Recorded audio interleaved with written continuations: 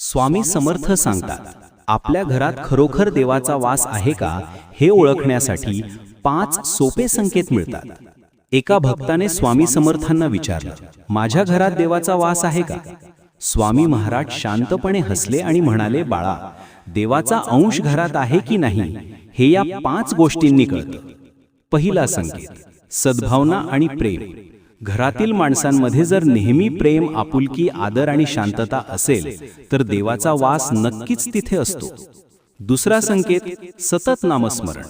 ज्या घरात रामनाम किंवा दत्त दत्त असा नामगजर होत असतो त्या घरात देव स्वतः वावरतो. तिसरा संकेत, अन्नात समाधान. अन्न हे पूर्ण ब्रह्म आहे. थोडं असो वा जास्त, सर्वजण घरात समाधानाने जेवत असतील तर ते घर देवालय बनतं. चौथा संकेत, अतिथीचा आदर सत्कार.